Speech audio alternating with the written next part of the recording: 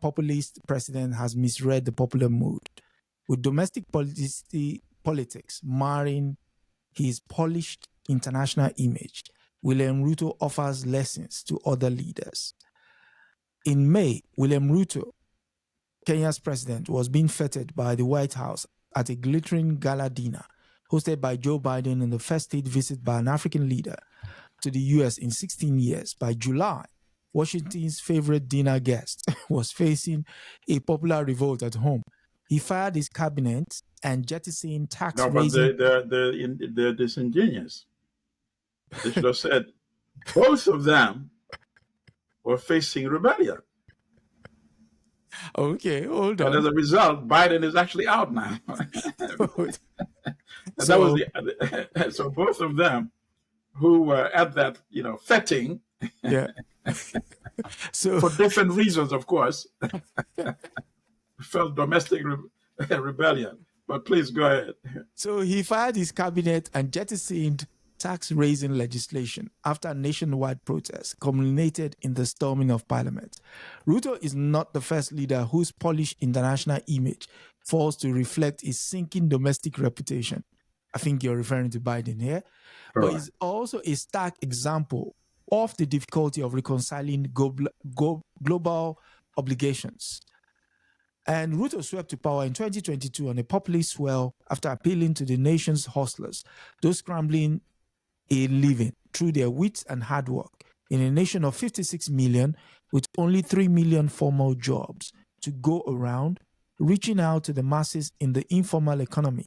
The street hawkers, shoe shiners, day laborers, subsistence farmers, market women, Uber drivers, and so on, was electoral dynamite. Ruto ran without the endorsement of his incumbent, Uhuru Kenyatta, but he used his mass appeal to open the doors of his state house, and in many ways, his electoral revolution was commendable. But he's no saint, to be sure. He made a fortune alongside politics and survived an indictment by the International Criminal Justice for alleged orchestration of political violence. But his appeal to an unprecedented underclass transcended ethnic rivalries that has been tirelessly exploited by Kenya's political class. And so now we know what the problem is. So it's an issue of the fact that he wants to balance the books, which is a tough ask. And in so doing, he's decided, you know what, I am going to hit the people who will suffer the most, the underclass. And the article says of 56 million people, only 3 million people have formal jobs. So basically, the rest of people are surviving hand to mouth. Now, how you will credibly go to them and ask that you raise 2-point-something billion is beyond me. What do you say, sir?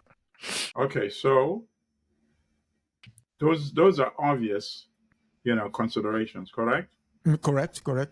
Yep. What is much more, this article is fraught with danger for Ruto. Yeah. If you read it in capital letters, bold exclamation marks, 99% of what they're writing about is very obvious. Yeah. Obviously, Kenya is heavily indebted. I think I don't know what component is domestic or foreign, but the total debt, I think, is almost like $60 billion, right? Yeah, in excess of, actually. Right. So now think, servicing the debt alone is eating up, I think they say 30%. 30% of GDP. Of revenue, I think. Yeah. Of what they collect.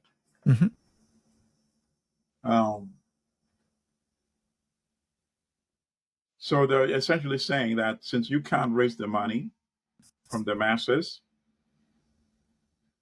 we don't see how you're going to survive. Yes. Really? Underlined. Yes, in between the lines. Yeah.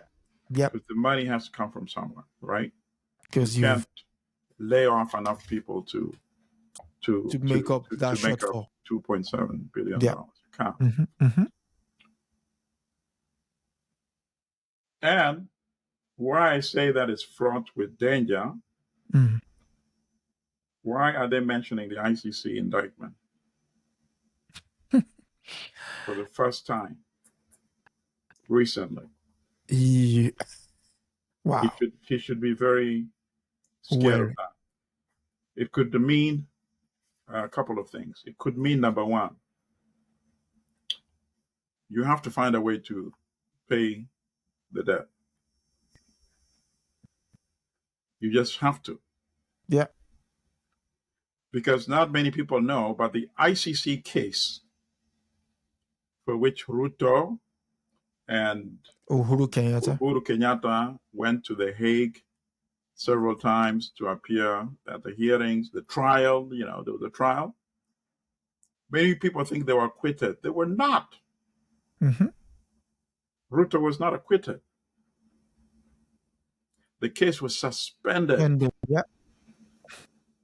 a suspended case can be resumed at any point. You see? So are they saying that if you don't find a way to make sure that these loans are paid, things can happen? Find a way to revive these cases? Right? That's my only reading there. But then on the other hand, you're giving Ruto tough choices now because he's a smart guy too. And he reads this thing. And he knows, they don't just write an article and then the editor says, oh, could you put in the ICC in a paragraph over there? It doesn't work like that, right? It's discussed. They know why they're putting it there. There's a reason why they're putting it there. That's so the tap on the shoulder. That was the most important reference in this entire article. So, as they say, watch this space going forward, right? But it's definitely not good for him that they're referencing the ICC indictment. There's still some unfinished business there. Ruto is in a very tight spot. I think he may survive if he has, a government of national unity, and perhaps he's trying to pave the way by firing his entire cabinet, which he already has done. But he's rehired most of them. That's a problem because you need to, you need to find a way to work with a person like Odinga, even though something is going on though. But because Odinga, Raila, the last statement that I read last week, he was saying, okay, Ruto must go, but then what? We can't just have a vacuum. So, true. We have to be careful when we keep saying Ruto must go, Ruto must go. So obviously he's not taking advantage of the crisis because he knows things could actually get worse, you see? So it means he's either willing to play a role, but why would Raila play a role? Because I like putting myself in people's shoes to see how they act, right? If I'm in Raila's shoes, I'll say, okay, you've been president for 2 years now, right? Let's find a way for you to, to survive another year or so. And then, let's find a way for me to become president. But it should not take, the whole 5 years.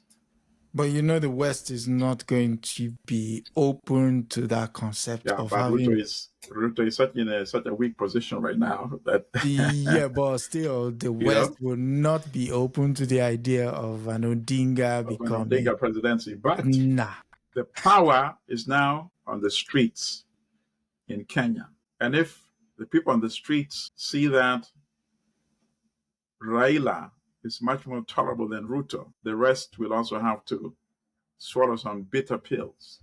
Yeah, but then the thing is, if he comes on, it will just be because he can say that in my lifetime I was president of Kenya too. He's not going to be in a position to do anything radical. Yeah, but then even if he gets in government, he won't be able to do anything radical because one day... No, but that's what I just said. Oh, okay. That's exactly what I just said. Oh, okay. He would only want to get there in order to say that in my lifetime, I was also president of Kenya. Okay. Beyond that, there is no other hope. Absolutely not. Yeah. That one, even the West would say, anything radical, even the West would say, to hell with the Kenyan youth. They would rather have Ruto lock them up.